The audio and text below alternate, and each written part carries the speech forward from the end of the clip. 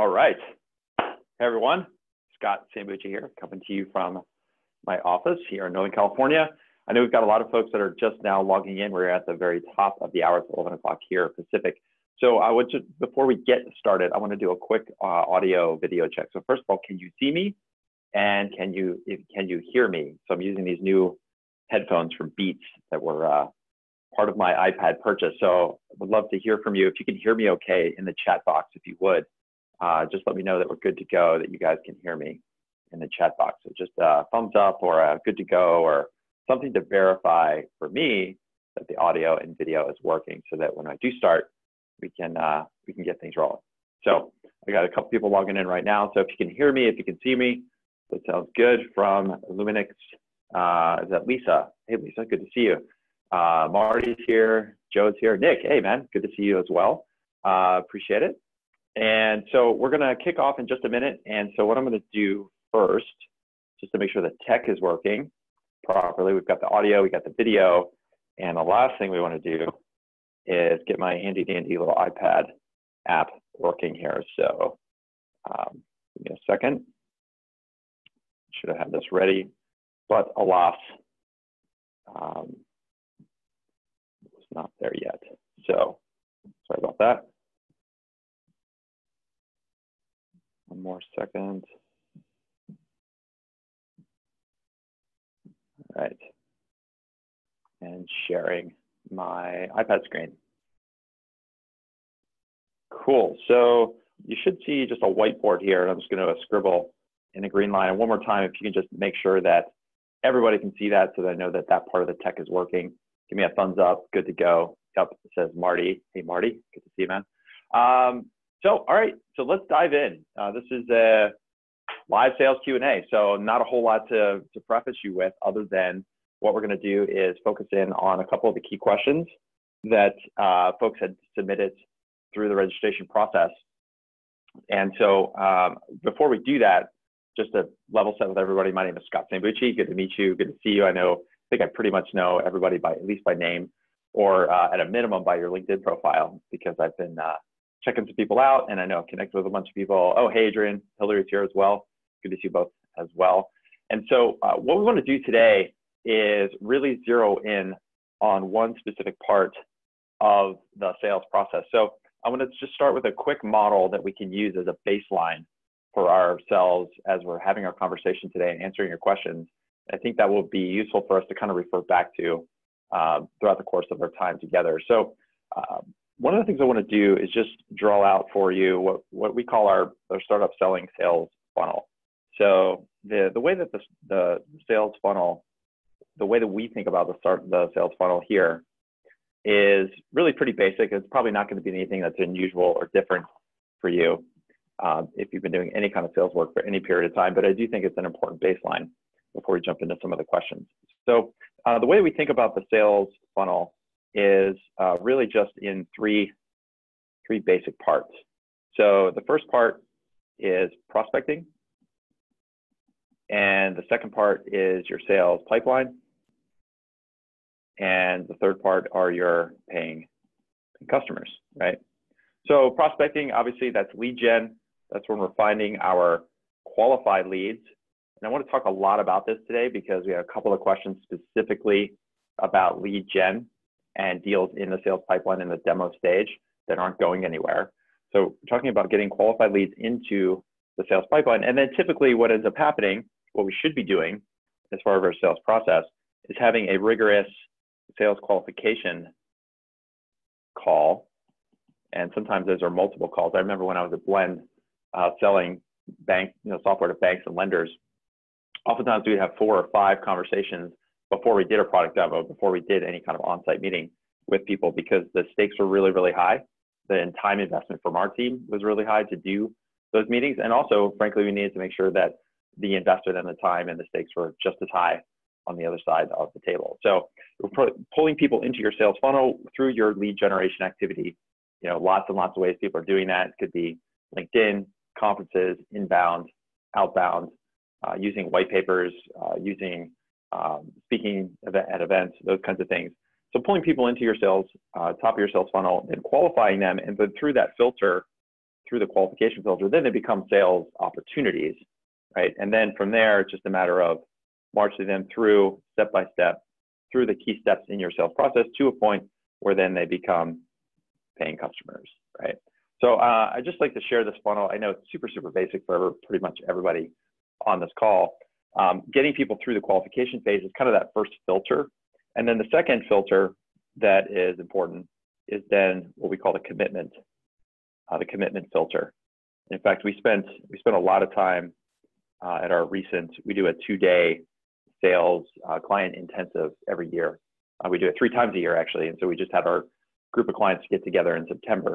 And we talked about this word and we worked around this word commitment quite a bit because there's this level of commitment, obviously, that you need to get people through from pipeline into paying customers and all the strategies around that, whether it's pilot programs or pricing strategies or rollout plans and those kinds of things. So for purposes of our call today, as we dive into a lot of the questions, this is what we call pipeline month. It's October. This is the time of year where you've got deals typically that have been stacking up. They could be stacking up for a couple of different reasons. One, they could be new deals that just came into the pipeline. If you went to any industry conferences recently, it's big Dreamforce recently. There's lots of other conferences going on right now. So you've got lots of new leads. You got your new ones coming into your sales pipeline. Then you have your older deals that were already in the pipeline, but then they kind of stagnated. So these might be deals that you're working in the spring. Things slowed down over the summer. Now people are kind of picking their head back up and saying, oh, it's Q4. We're ready to spend some money, or at least we want to get a solution in place before the end of the year so that we can be up and running by early 2019. And then the third kind of deal typically are the really old deals. These could be folks that you've talked to a year ago, that you met a year ago at a conference. And because the product that you have has changed a lot, the market has developed quite a bit, the needs of the market, the needs of the people you're talking to have finally kind of emerged to the point where they have some urgency. Now you've got an opportunity to come back around to them. And so this is really the opportunity this time of year in order to get people, that are in your sales pipeline through that commitment filter and to get them to become paying customers. So that's just kind of the backdrop here. So in the chat box real quick, I've got a couple of questions here. I want to make sure that you also know that I've got 2 other people here on the line with me as panelists. They're going to be helping out throughout the course of the call, throughout the course of our live sales Q&A right now. So first is Julian and the second person is Stephen. They work with me. They work with all of our clients. They help to both develop and implement sales strategies every single day with our clients. And so I asked them to join the call just to kind of monitor the chat box and also to ask you for any additional questions or follow-up questions to what I'm going to be covering based on what was submitted today. So I'm going to dive into a couple of those questions right now. If you have not yet submitted a question to us, now would be, oh, hey, Julian, thanks for doing that. He's masking as me because we both logged in at the same time. So if you go to the chat box now, you'll see that message there from Julian. So what I really would love is if you have not yet submitted a question and there's something that's burning when it comes to your sales pipeline and you want to get that tackled today, then please use the chat box and throw that in there. And if we have time after we get through the questions that were submitted prior to the webinar, we can do that. So we've got a couple of those questions around the sales pipeline. And then there was also a couple of questions around hiring and sales team management, things like I've got an SDR team that's not performing. What do I do? What's the best way to hire an SDR team? What do I do? And so time permitting, we'll cover some of those, but I suspect based on what I've been reading through some of the questions and thinking through the situation, a lot of times, for example, if we have an SDR team that's not performing, a lot of times it could mean that we're too early for an SDR team, but we'll get to that a little bit later on. So what do you say? Should we dive in? Are you guys ready to rock and roll? Give me a little rock and roll or good to go or a thumbs up, some kind of virtual high five, because as much as I'm standing here teaching and coaching and answering all these questions, I do want to try to make this as interactive as possible because, I get tired and, my throat gets a little dry too. So I'm going to take some water. Marty says, let's go. He's the instigator. I can see. Is everybody else ready to go? Ready to do this? I want to hear from everyone just to make sure that you're all still tuning in. How many people are still logging in here? We still got some folks first logging in as well. Let's see. Are we all good to go? Ready? Okay, awesome. So the first question that I want to tackle is a question, and this is the reason I want to tackle this one first, because this one comes up all the time whenever we're working with startups or bringing people on board as part of our coaching programs. This is usually one point in the sales process where a lot of people get stuck. And so the question here submitted specifically is like, look, I work at an emerging tech company. Everybody thinks my product is really cool. Everybody wants to see a product demo. I do these awesome product demos. And after the end of the demo, I get a lot of, hey, that looks cool. Keep me in the loop. Or, that sounds really interesting. I have to think about how we could use this product here. Or, this is really neat. Could you send me a proposal so I can run it by the team?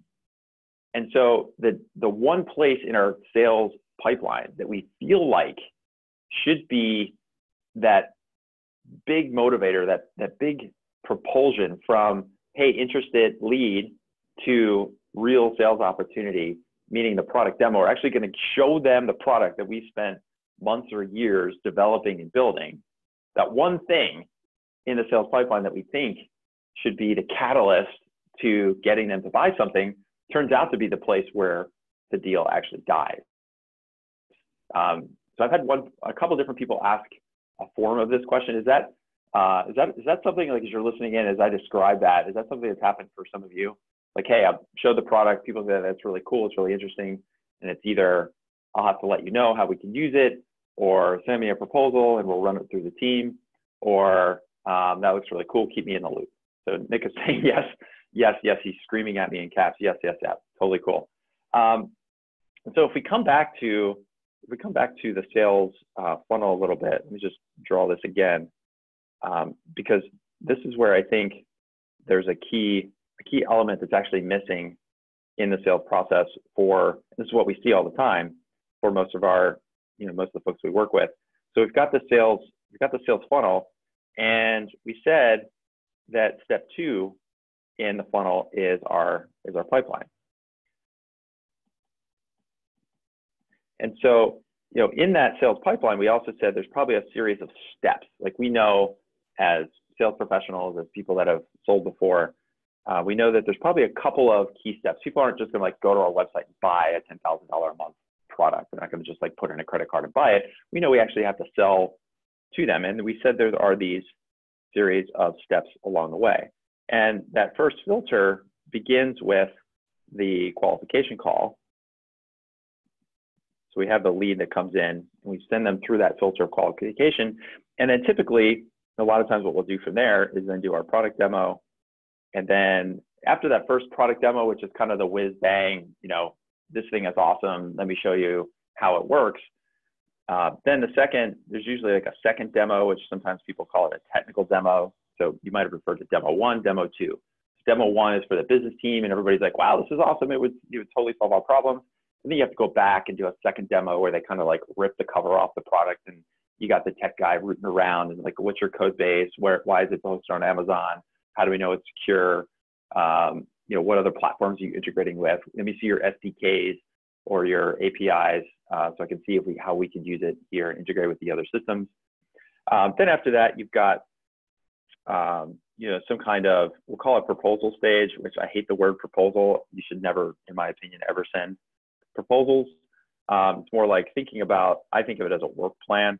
So, hey, now that they're serious and they want to, really look at implementing this, you have to kind of map out a work plan. And then there's kind of this contract phase, and then eventually they go through and they commit to becoming a paying customer.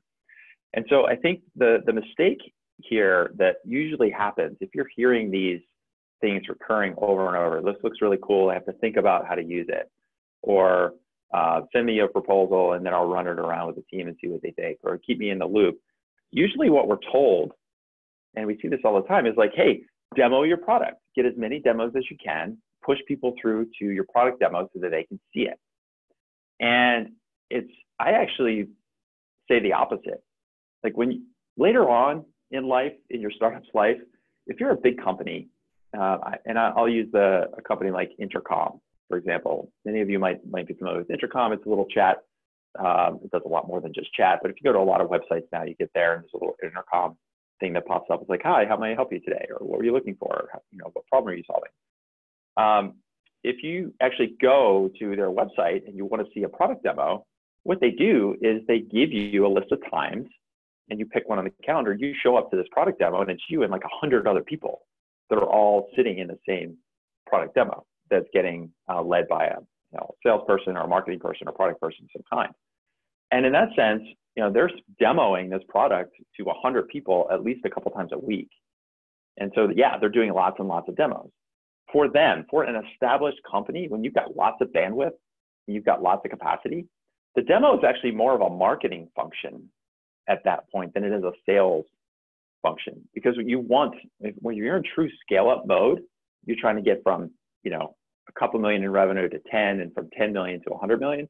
Yeah, you gotta like get as much word out to the market as possible. Now, the good news is if you're doing that in scale-up mode, you've probably got an SDR team, you've got a marketing team, you've got somebody who can just sit there and run these big product demos with hundreds of people there every single week. And that's fine, you've got that capacity. In the startup stage and in the ramp-up stage, you don't have that kind of luxury. The hour that you spend doing a product demo for somebody that's not going to buy from you is extremely costly. It's super expensive for you because it's not even just the hour of your time. It's the hour that you spent prepping. It's the hour that you might spend like putting together a proposal and the follow-up email. It's the hours that you spend chasing people after the demo. What did you think? Did you think about it? Did you talk to the team about the proposal? Is the price okay? I can offer you a discount. So that one demo, it's actually, if it's an hour that you're spending with somebody, it's probably actually costing you more like 5 to 10 hours per demo.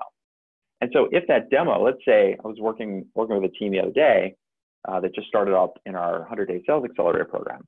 They're doing 25 demos, but they were only getting 2 conversions. And so, a lot of times you just use pure mathematics. We say, well, look, if we need to get 10 customers in a month, then let's just do, 5 more. We need to get to 10. So let's just multiply everything by 5. So if you have to do 25 demos to get 2, that must be our conversion rate. So instead, if we need to get to 10 paying customers, we'll just do 125 demos. It's like obviously that it gets to the point of absurdity after a while, right? So that a lot of times it's like I've been told in the past I should demo my product as much as possible. I should show it to as many people as possible. Yes, later. Right now, because your time is so expensive, then you should, in my opinion and in my experience doing this for 3 different startups, you actually want to show the demo to as few as people as possible and make sure that the people that you show the demo to here, the people that get the product demo should be really, really well qualified. Really well qualified. Now, look, you can go the other way with this and take it to the extreme. Say like, look, I'm only going to show my product to people I'm already pretty sure are ready to buy. Now, you got to be careful there, right? I'm not suggesting going that far extreme. But if you're in a situation where you're doing, I erased it, but you're doing 25 demos and you're only getting 2 people to convert, the problem is not how do I create urgency with people to get them, like when they see the product, they want to buy it. Or it's not about like, oh, well, maybe the pricing was too expensive in the proposal, so I'll offer a discount. Or I just need to follow up more and get people motivated to take action with me. That's not the problem. The problem is we're spending time with 23 of those 25 people that probably are not qualified in the first place. And so whenever I hear like where our product demos, we're doing lots of demos and we're hearing lots of, hey, this looks interesting, I'll have to think about it. Or I have to consider how we would use it here. Or I have to, send me a proposal and then I'll run it around the team. Those are all people telling you that they are not ready to buy. And so that's the point that I want to make here is that when you're hearing these things, it's probably the cause is not the demo. The cause is that you probably haven't qualified the leads the right way. And so to answer the question about what to do with product demos when they're not going anywhere, we actually need to go up a level, and we might actually need to go up 2 levels, meaning where are we getting our leads? How do we know that the people that we're bringing into the funnel in the first place are actually the right target market? Are they the right buyers in the first place. If we know that, for example, if we know that the decision maker is a CTO, if we know that the decision maker on a product has to include the CTO in the conversation, but all of the leads and all the people we're demoing to are IT managers that don't have budget, they don't have authority, they might not even be clear about the need for the product in the first place, then you're actually pulling the wrong people into your sales funnel in the first place. And then the second thing is, well, okay, maybe we do need to start with IT managers to identify kind of in the ground what's happening with the organization and how we can specifically help those IT managers, and then work up a level or two to the CTO. Fine. But if we're not qualifying those IT managers and that company that the IT manager represents, then you're going to end up with a lot of demos that don't go anywhere. So I think one thing that will be really, really helpful here is I want to share a qualification model that it's a little bit different than kind of the typical sales qualification frameworks that you might be familiar with. So yeah, there's one framework that a lot of people use. It's called BANT. Anybody here, by show of hands, ever heard of BANT? B-A-N-T, B-A-N-T, right? So BANT means budget, authority, need, and timing. So it's kind of this old world, and it's still very useful. I mean, I use it all the time, and I teach to my clients if they've never done sales qualification. Say, look, before you get into a demo or before you know whether or not somebody's serious or not, you got to qualify it. I'm like, okay, well, how do I know somebody's qualified? Simple. Use this basic framework: budget, authority, need, timing. Is there money to spend? Is the person you're talking to, do they have authority to make a decision or access to the decision makers? Is there a specific need? And is there a timing here? I actually prefer two other ways to kind of modify this. And so one way to modify this is we have a framework here that I call the Q framework. And we can use this framework. This is just part of the framework. I'm not going to show the whole thing because it's not as relevant as it is right now. Not as relevant for this call as it is, more broadly. But when we think about the Q framework, the process that you want to follow, this is the first of two qualification call frameworks that I want to share with you. The first thing that we need to do is get clear on what problem are we solving, right?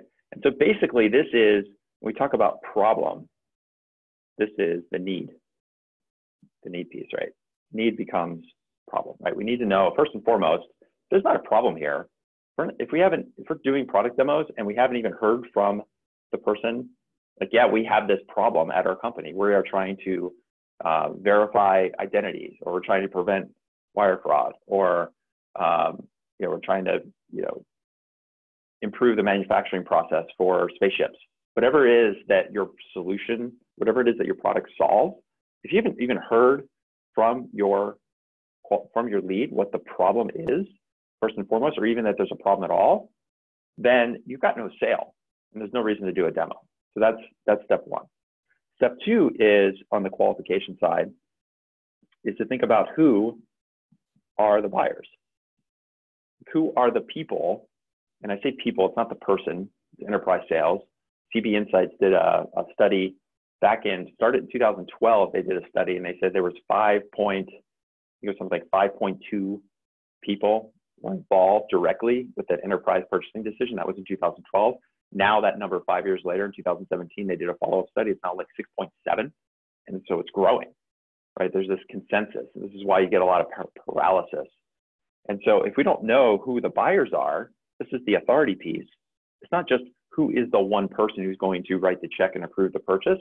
It's who are all of the buyers that are going to get involved. Who are the technical people, the engineers, the IT people, the risk people, the compliance people, the CIO, the chief data officer. All of those people we know have a say in whether or not your product gets purchased and implemented. Then you have the users, all the people that actually use your product every day, from the people at their laptops to the managers using your dashboards, right? Then you have your economic buyer, the people actually scratching the check, your CEO, your CFO.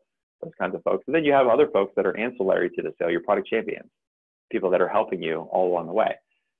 If we don't know, if we don't have a viewpoint of who the buyers are that are involved with that purchasing decision, then we really don't have an opportunity to do any selling, right? So that's the second part of our lead qualification, right? So are you guys with me so far? Let me take a quick break because I tend to kind of like get on a rant. Is this helpful so far? Let me just do a quick pause. Let me know if this is helpful so far.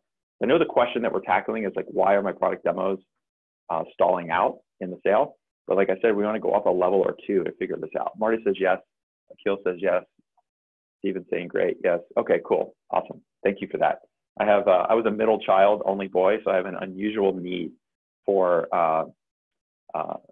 attention and verification that what I'm doing is the right thing. So little insight to my psyche there.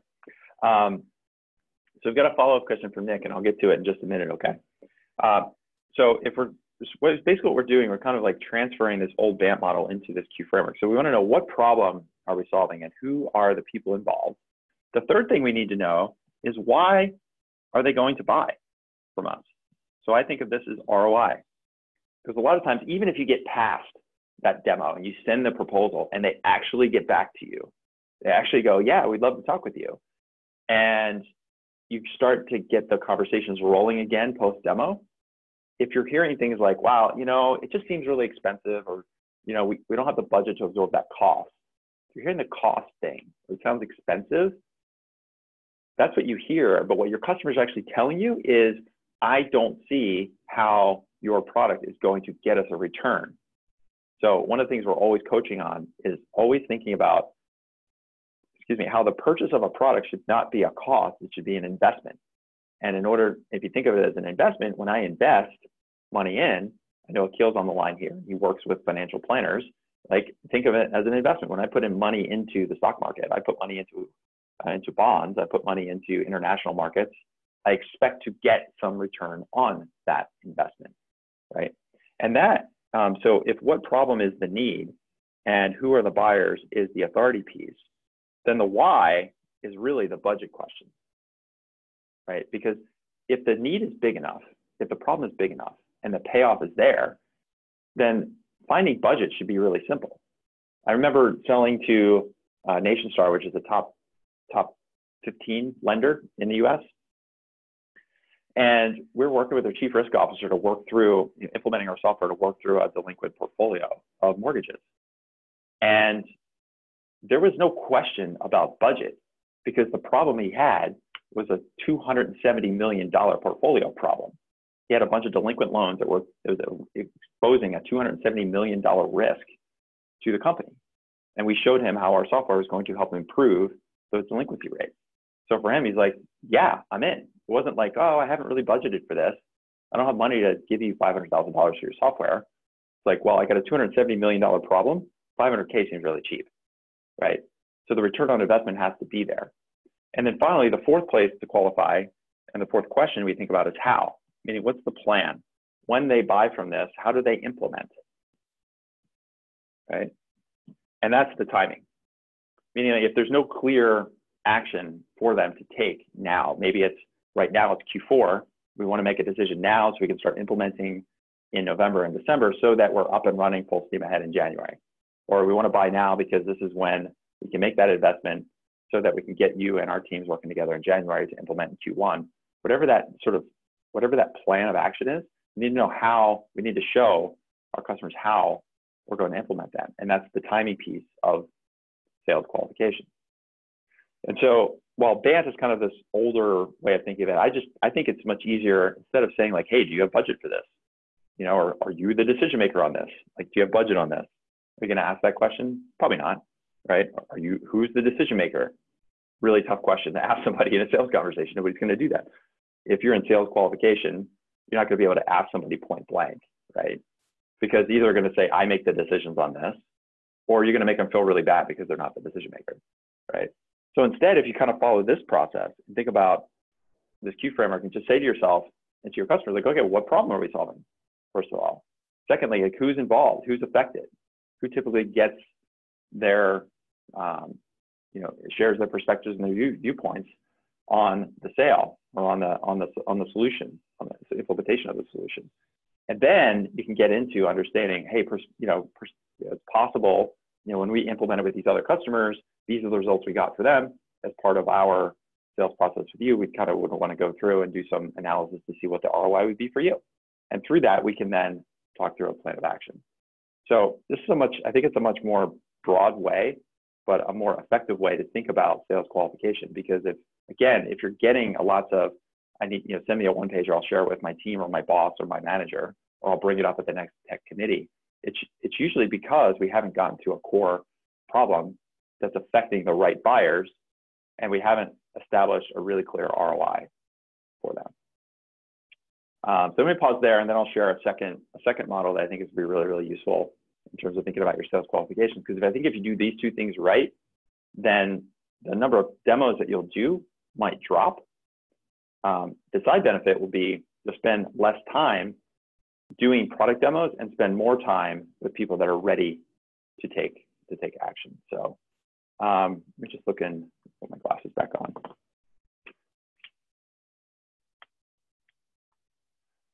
So Nick's question here as a follow-up is, let me pull it out here. How do you address qualification for a non-budgeted product or project? How do you know what is real?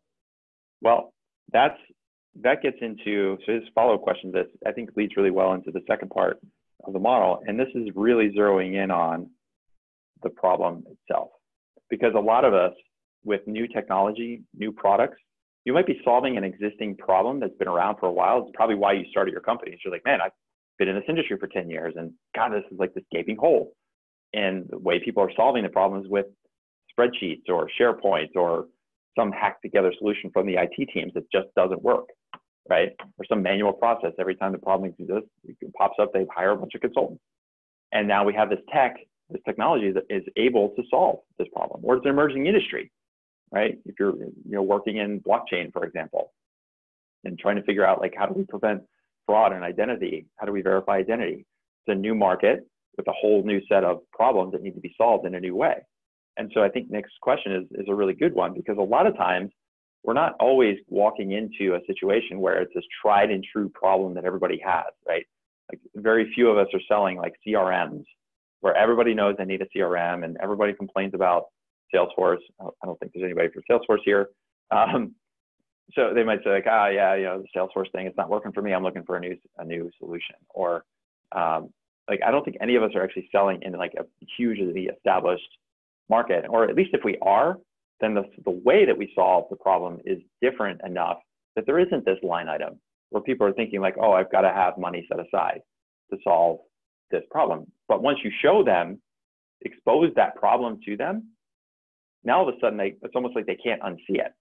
They're like, wow, you're right. This is a big problem. This is costing me a lot of money. But on the other hand, if they don't have the ability to take action with you, then there's no sale, right? And I think that's the root of Nick's question here. And so the second model that I think is going to be really useful for you is to think about what we call the 4 Ps to problem qualification.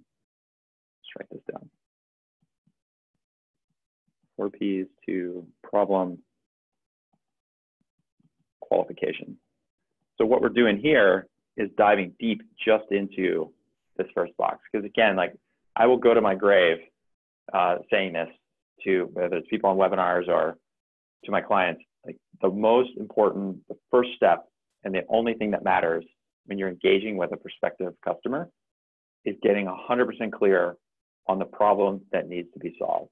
It's not about your product, it's about your problem. People don't care about your product, what they care about is their problem. And so it's our job to help them qualify, and for us to qualify the people that we're dealing with to know whether or not this problem is one that's big enough for them to solve in the first place.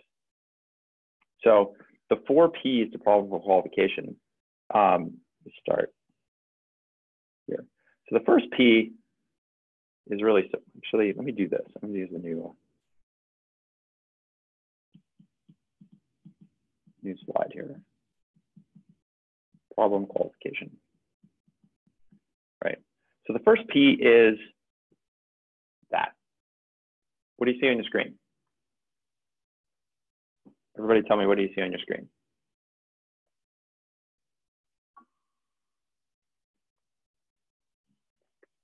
First P, I just drew something. What do you see on the screen? It's really, really simple. It's not a trick question.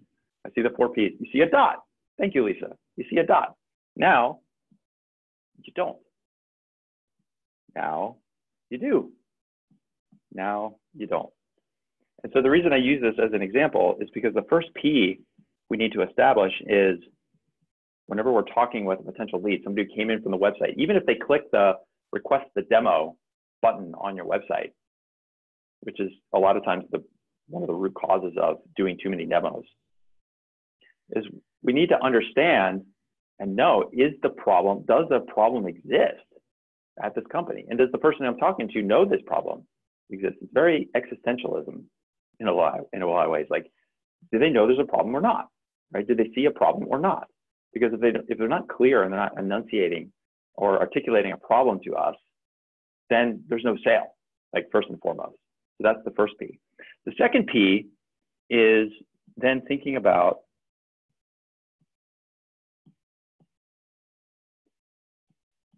perception, meaning, is this a small problem that's only a dot, or is this a much bigger problem that fills up all of this space? Because there's lots and lots of companies out there that have lots and lots of small problems. There's lots of problems that people have learned to deal with, right? People have just lived with it.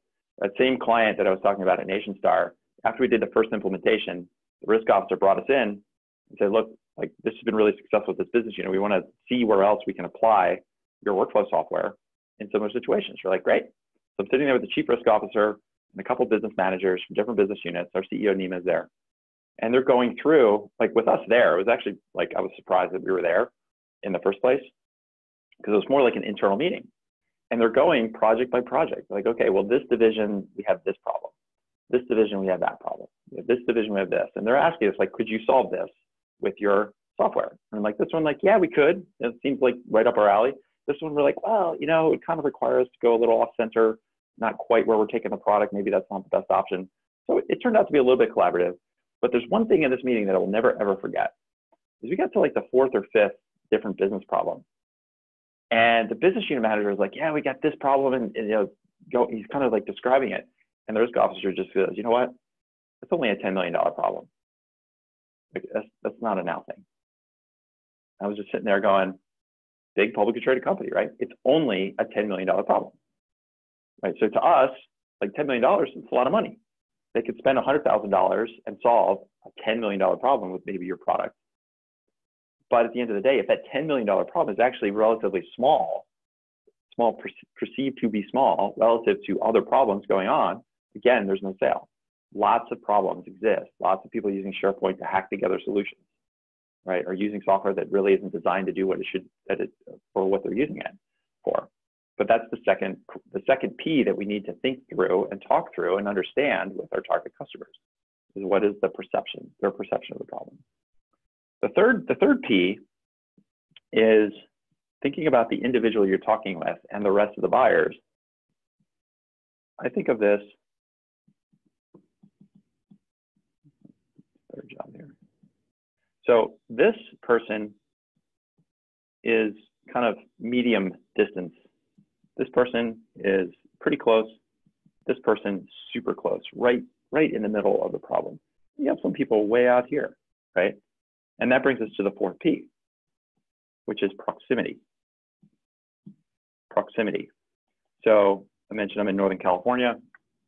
We recently had, you know, this summer, as we always do, we have a bunch of wildfires. This year was really, really bad, right? And I'm about 50 miles away from one of the forest fires that was happening, and I could actually see the smoke. You could smell the smoke, right? And so for me, I'm pretty far away from these forest fires. And I remember thinking, you know, for weeks on end, like, oh man, I smell smoke. There's kind of some ash in the car. It's kind of a nuisance. I can't go outside and go for a run like I like to do. And I'm thinking to myself, like, man, and if you live over there in that forest fire, that really sucks. You know, like, man, people are probably losing their house right now. And all that acreage, all that natural land is just getting burned up. That's terrible. And then I just go on about my day. Well, got to get to work, right? Because I'm not close to the problem. Now, if you live in the middle of the forest fire, and you're watching the flames come and it's about to burn your house down, guess what? You're super close. You're feeling that fire every single day. And so this is a critical part of understanding the qualification of a potential sales lead, of a prospect, is knowing how close are they to the problem. Because if it's a, it's a user that's feeling the pain every day, that's really, really important to know. But if their boss views that problem as like, yeah, it's not that big of a problem, and I'm actually kind of detached from it, then it's gonna be really hard to get action on that problem.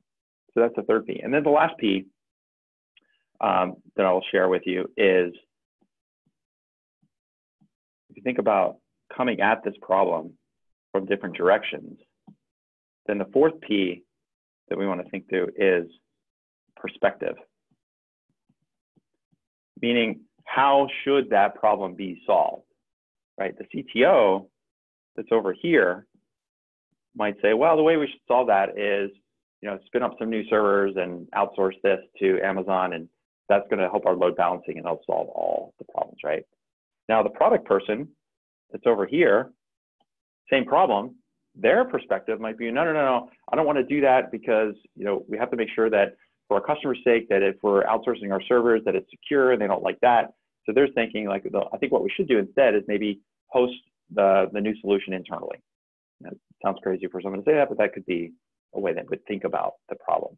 And so as you go through the organization and you go through the different buyers, everyone's going to have a different perspective on how that problem is going to be solved. And again, so if you think about these four Ps, this is all going down, flowing into those product demos, and why the product demos aren't resulting in anything for you, because we haven't identified, is there a problem? How big is it? How close is the person we're speaking with to the problem, and what's their and everyone else's perspective on how it should be solved? So if we're just running into product demos because someone clicked request a demo, or somebody came by the booth and we just beeped a bunch of badges, so we followed up with them and said, hey, here's a link to request a demo. You get excited at the beginning of the week because you have 15 demos lined up from the conference last week. But by the end of the week, you feel beaten up because you're like, I don't understand. All these people are interested in the booth and they all signed up for the demo, but we only got one conversion. What happened? Well, what happened is we didn't qualify the problem, first of all, and we didn't qualify the buyers the right way to make sure that the need was big enough. So if we do those things, then in the product demo, the only people you're going to be demoing are people that want to take action and need to take action. Right? A lot of people want to do change. Lots of people, yeah, this looks really cool. Like, I would love to use this here at my company. I want to use it, but we can't. Or I don't want to make a change right now. Or I have to see what my boss thinks. So I know I went really long, but as I was thinking about this question that was submitted to us a couple days ago, and really unpacking it, trying to figure out, like, this comes up all the time with our clients. It's one of the main things we work on all the time in our coaching program. It's like, got all these leads, people want to talk to me, but I got to figure out how to convert them. We go a couple steps up. First thing we do is we fix their qualification, and we also fix to make sure we look at the sales funnel to make sure that the source of the leads coming in are the right one. So before you worry about, like, what am I doing wrong in my demos? It's not about that. The first thing to look at is, am I getting the right leads in the funnel? And secondly, what's my sales qualification process look like? And am I rigorous enough so that when I get to the demo, I should be pretty sure, like, man, I got this problem, we're going to solve it. I'm going to show how. And then after this, we can talk about next steps from there. So let me just pause. I'd love to hear from a couple of you. I know a lot of people were telling me this is really useful. What's been most useful in what we just went through with a couple of those models? We talked about product demos. A lot of you are saying, like, this is something that happens to me all the time. Sounds all too familiar. Deal stalling out, or send me a proposal, or let me think about it, or I'm not sure. So I'd love to hear from a couple of you in the chat box. What about what we just went through was most useful?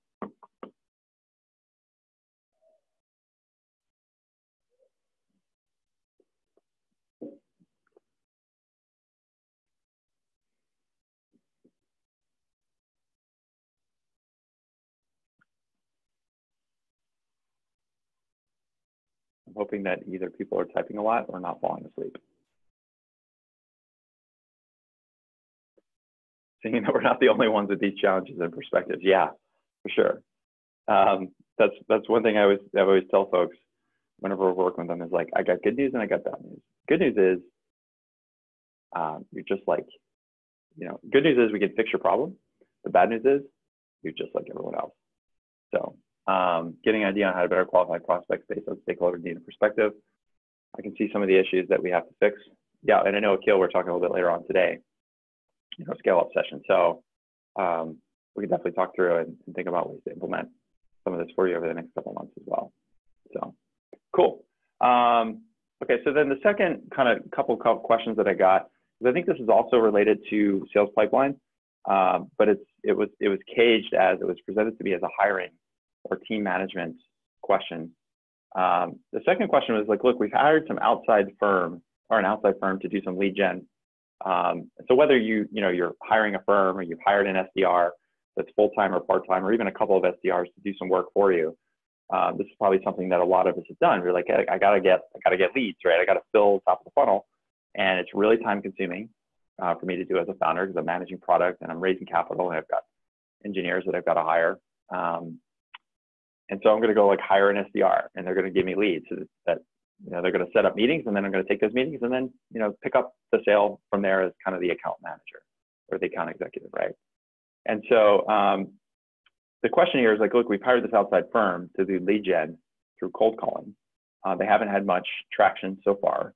And what suggestions do I have to make this more effective? So first of all, I would say, so I'm trying to figure out how blunt I should be here. I'm going to be really, really blunt. The first thing I would say is stop working with that firm. And it's not because the firm's not working, it's because you're not working. And what I mean by you're not working, it's that a lot of times we hire demand gen people or SDR people with the expectation that they're going to go out and call a bunch of people.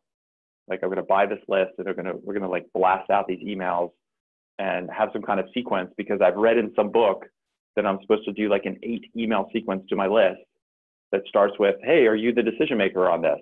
And I hope to get referred down. I know that predictable revenue, for example, Aaron Ross's book. I know Aaron. I just had Aaron come and speak to the client intensive that I mentioned. Like, I know this guy, and I asked him point blank, like, does this still work? And his answer was, yes, sometimes. And he said, but the problem that I see out there right now is I wrote that book 10 years ago, and people are just like cookie cutter doing exactly what's in the book. He's like, things have changed, strategies have changed. You have to adapt those things. I asked Mary Lou Tyler the same thing. She was the co-author on that book. She wrote another book called Predictable Prospecting. She said the same thing. She's like, her book is only 2 years old. And people are just like, well, I'm just going to take this 8 email sequence and blast it out, and then I'm going to get leads.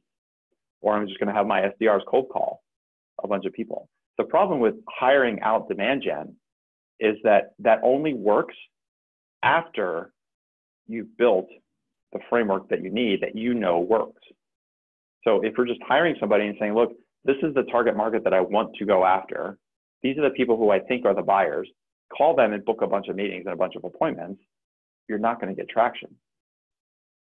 The key part of any part of your sales process, whether it's pricing your product, demoing your product, or getting people on the phone in the first place, you can only manage something that works.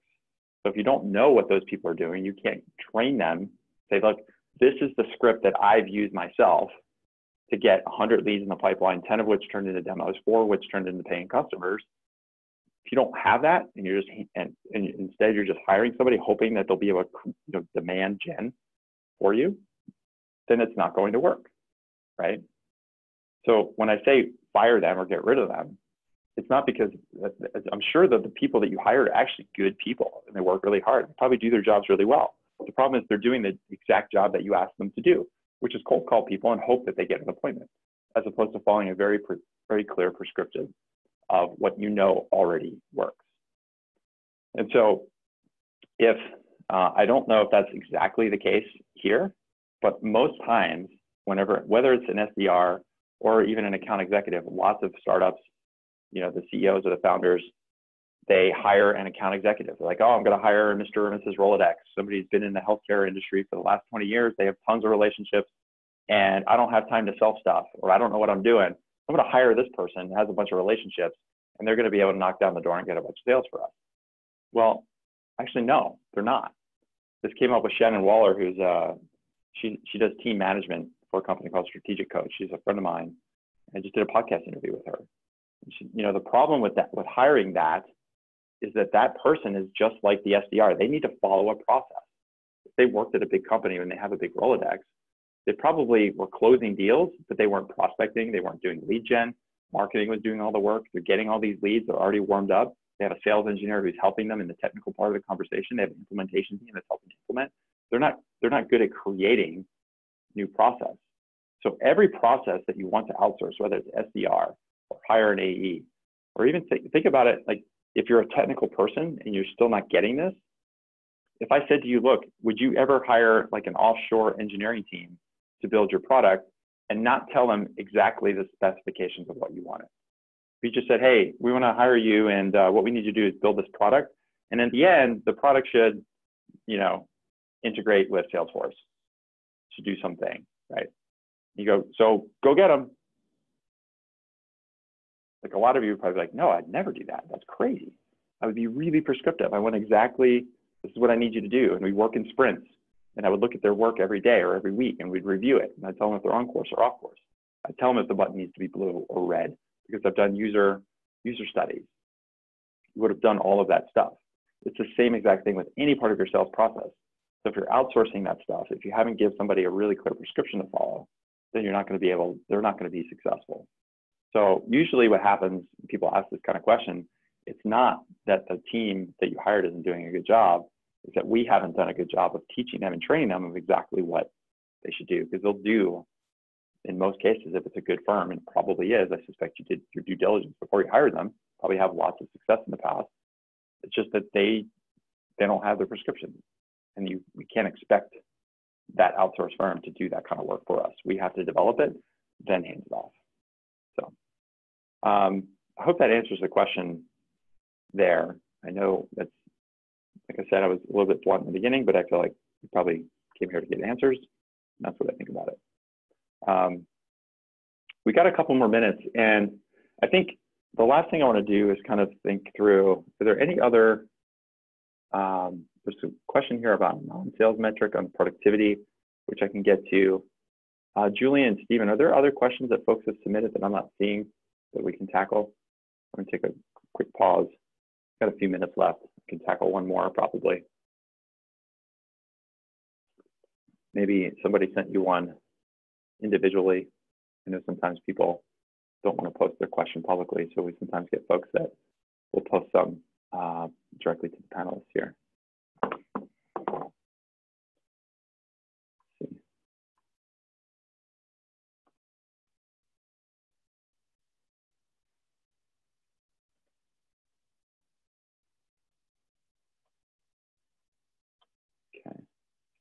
So this is your chance, guys, to ask another question while I'm chatting with the panelists, guys.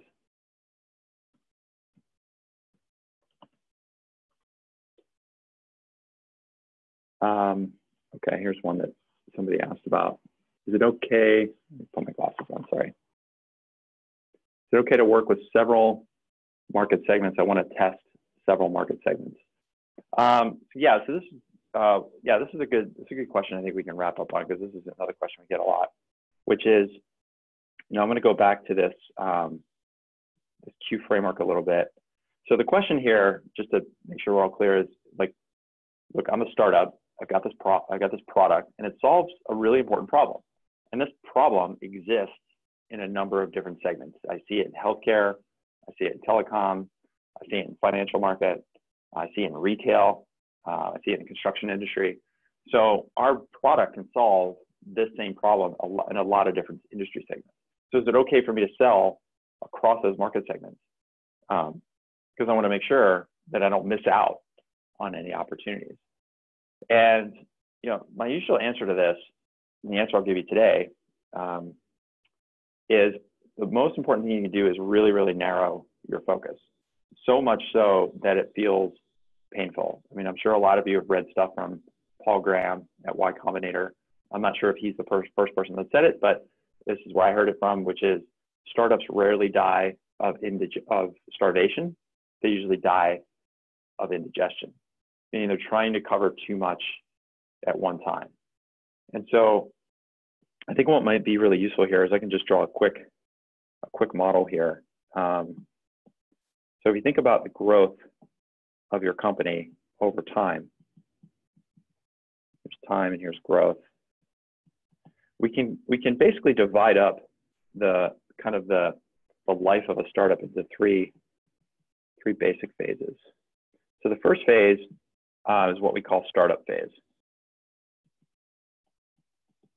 or startup stage, right? And the goal in the startup stage, really, what you're trying to get to is viability. You're trying to prove, like, hey, I've got this product and I found a problem, and I think there's something here, right? And in that stage, it's basically three objectives. The first thing you want to do is get what's called problem product fit. A lot of people talk about product market fit, which is down the road. I've got this product that solves a problem for a big market. The first thing we got to do is make sure that the product solves a problem that we see is out there. And are we viewing the problem the right way? And if we do that, then the next thing we get are our first customers. And once we have our first customers, then we can start to figure out how to generate revenue, right? And so in the startup phase, this viability outcome is what we're going for. The number that you might hear this a lot from different people. The number that we're going for is 10. We're trying to get 10 paying customers, 10 people to pay you money. And the reason I bring this up, and the reason I think it's an important context of working across multiple market segments, this number 10 is actually really small. It's only 10. In the whole big wide world, you only got to get 10 customers to be successful and get through this startup phase to kind of prove viability, right? And so if you're spending time in healthcare and healthcare conferences, and then going to the fintech meeting, and then from there jumping on an airplane and going talking to a telecom company, and like, oh, we got this lead from a company in Paris. Like, I got to go fly to Paris and talk to Total because it's an energy company there, and they're really interested. They came into the website. It'd be really, really hard for you to spread yourself thin. You're already thin enough when it comes to running your company, let alone sales.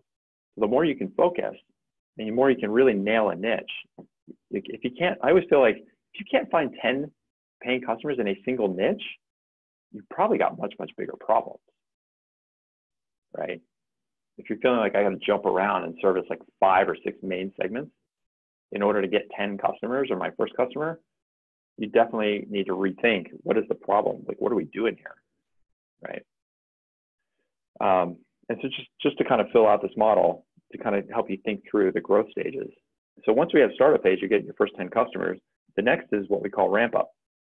And so in the ramp up phase, then the big goal there is usually, there's that magic number that every VC tells you want to get to $1 million in ARR. Ta-da! Get to $1 million in ARR, and then we can talk about a Series A, right? And it's not so much that they care about the dollars. Like $1 million is $1 million. Yeah, that's a big number. It's 7 digits. It could be 500,000. It could be $1 million. It could be $3 million. I've worked with companies that are $3 million in ARR that aren't ready for a Series A yet because they haven't built the right. Because if the startup phase, we're doing viability. In the ramp up stage, this is all about repeatability. What we're trying to do here is create systems so that with 10 customers, you can sort of like run around and keep them all happy, like waiting tables. Like, okay, I need some water here. Let's bring their food. Here's your check. Do you want some dessert? Let me clear those plates. You can kind of like manage 10. Getting past 10 and getting up to $1 million in ARR, that means that you will have created, one, a prospecting plan of action. If you think about that sales funnel, getting qualified leads. There should be repeatability in how we get leads. We do this thing on LinkedIn and we get leads every week. We go to these 4 conferences and this is how we run our booth. This is our conference selling strategy starting 6 weeks before the conference. This is how we run the booth at the conference. This is how we follow the leads post-conference. Every time we go to a conference, we walk out of there with X number of leads and X dollars in revenue within 3 months. We do email campaigns or we do our own webinars, things like this, to get people to know who we are and to take a leadership and an authority voice in the market. This should be like a repeatable system, a prospecting plan of action. The second piece is then knowing how to manage your sales pipeline. You get deals in, can you get them through? Which is what we were talking about a lot today. And then the third is then establishing repeatability with your paying customers. This is how we convert them. This is how we onboard them. This is how we implement with them. This is how we service them over the long run so that they're happy and successful and they want to buy more stuff from us down the road and they want to reference and refer people to us. So that's about repeatability. Then the last stage is the scale up stage. The scale up stage is, that number is getting to 10 million plus ARR, right? Then your problems change. The good news is you got $10 million in revenue, or you're on that path. The bad news is you got different problems. Those problems are around things like establishing and maintaining your KPIs, because now you have investors and a board. You have to make sure that everybody on the team is aligned with their individual goals for every week and every month and every quarter, aligned with the company outcomes that you need to get to. So it's about KPIs and metrics. Then the next phase is about, the next hurdle is hiring. How do I find, recruit, hire, onboard the best team members to execute so that we can hit those metrics? And then once I've got that team, how do I manage them, right? How do I make sure that they're hitting those goals? How do I motivate them? What are the incentive structures like?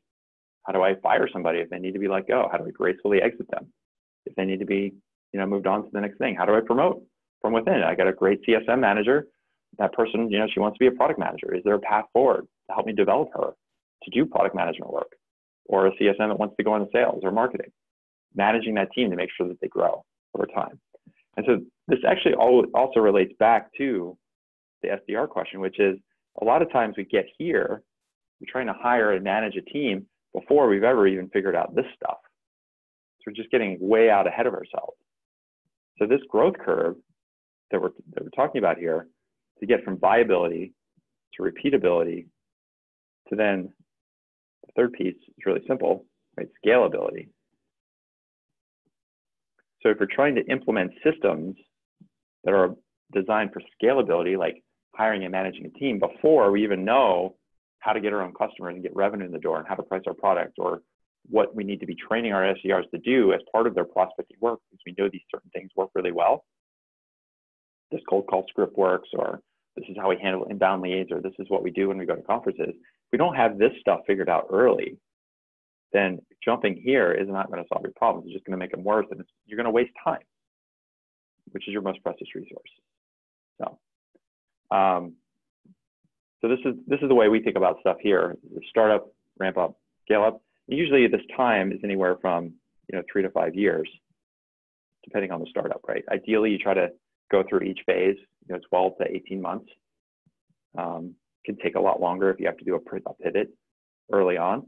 But the longer that you wait to make changes in your system, the harder it gets to make those changes.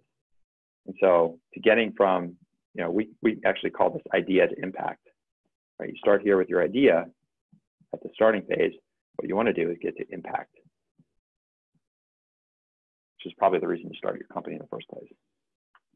And so that's what we do here, is get people from startup to ramp up to scale up, and as quickly as possible through stuff like this.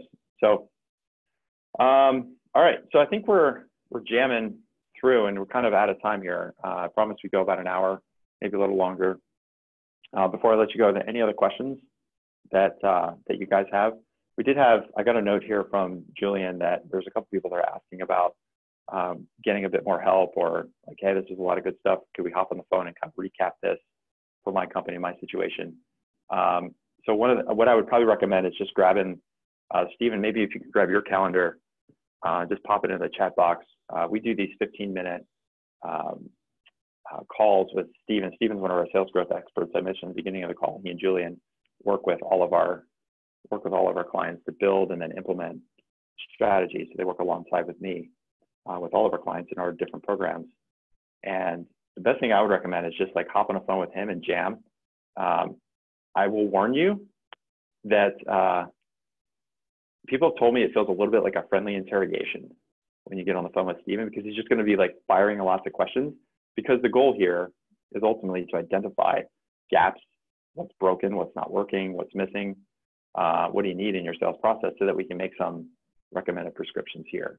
So as long as you're up for a friendly interrogation with Stephen, then if you want a little bit more help kind of taking some of this stuff and put it into work, for your company, then go ahead and grab a time with him, and you guys can take it up from there. So, well, as we wrap up, one last little check-in with each of you.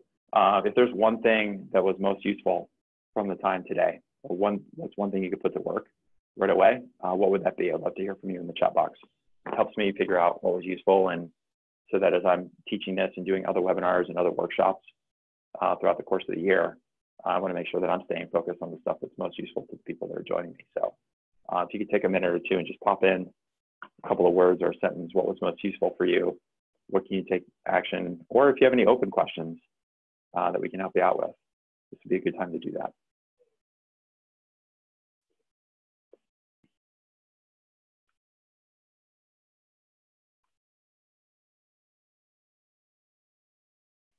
Just kind of going through my notes here. So we covered, just to kind of recap as we're doing this. So we covered the sales funnel, right? Prospecting, pipeline, paying customers. We said that primarily if you're stalling out on demo stage, probably means you're not qualifying correctly, and it might also mean that you're not getting the right leads into the funnel. Hey Marty, I'll get to your question in just a second. So we spent a lot of time there, and through that, we talked about doing qualification through the lens of, the old world way of doing it, which is BANT, the newer way that I recommend, which is the Q framework, which then led us into the 4 Ps for problem qualification, which is, does the problem exist?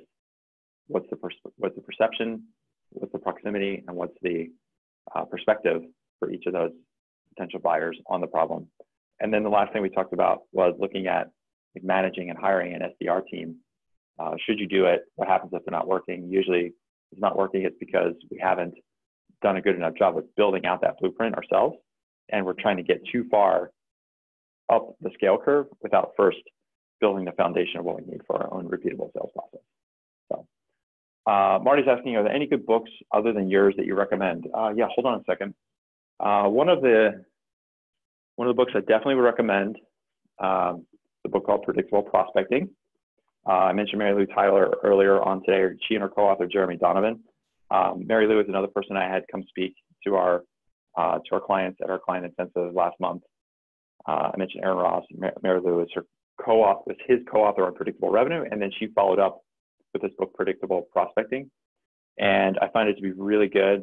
She's great. That's why I had her come talk to her clients as well, to help her, give them some tips on prospecting, building out their prospecting plan of action.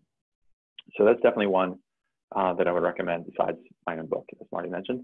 We actually have 2 books, one called Startup Selling, the other one called 52 Sales Questions Answered. And I've got a 3rd book coming out in the next couple months as well, so keep an eye out for that.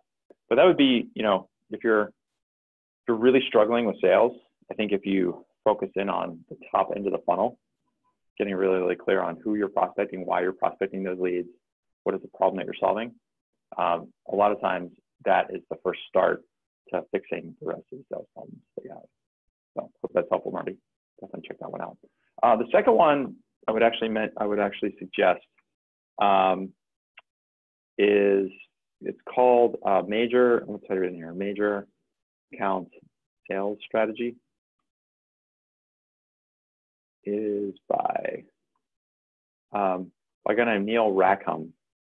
So some of you, if you've done any reading and selling in before, Neil wrote a book called Spin Selling. Spin is situation, problem, implication, need, payoff. It's a questioning framework. He followed up that book with this other book called Major Account Sales Strategy.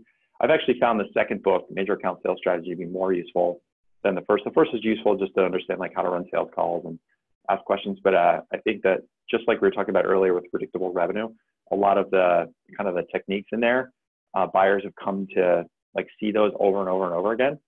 And so while useful from understanding how to run a sales call and asking good questions, I feel like the second one, Major Account Sales Strategy, is actually more useful in that the principles in there have held up to be more timeless. I read that book 20-some years ago when I was first getting into sales, and everything that I've read in there, almost everything is still very, very relevant today. In fact, he talks about things like stages of the sale and the 4 main stages of the sale. And I personally use it, and I teach that to all my clients. And I've yet to find a deviation where the 4 stages that he outlined 20 years ago are any different than they are today. So that would be a second book. It's sort of a classic, been out there for a long, long time, but it's one that I revisit and I teach from when I'm teaching and coaching with our clients in our different programs. So anything else before we hop here, guys? So a couple of you are jamming out. A couple people got a note from Stevens. Folks were, looks like grabbing a time. So I hope this has been useful. What we're going to do is run this once a month. We did this in August. We took a break in September because of the client event that we had. We'll be running this again in November. And then in December, we're actually going to do 2 things. One, we're going to run this webinar, and also we're going to do a live workshop to help teams build their 2019 sales plan. So that's kind of a future thing. We're still a couple months down the road from thinking about that. I wanted today to be super tactical about the sales pipeline to help you get some deals across, into conversion from the pipeline. November will probably be a lot more tactical as well. But look ahead to stuff that we're going to be doing in December. And if in the meantime, you want some more help, grab a time with Steven or send me an email. I think all of you have my email address because you're on the list. Let me know how I can help. I'm here. This is what I do. All right. So that's it for now. I think we'll call it a day for our live sales Q&A for October 2018. All right, guys. See you later. Ciao.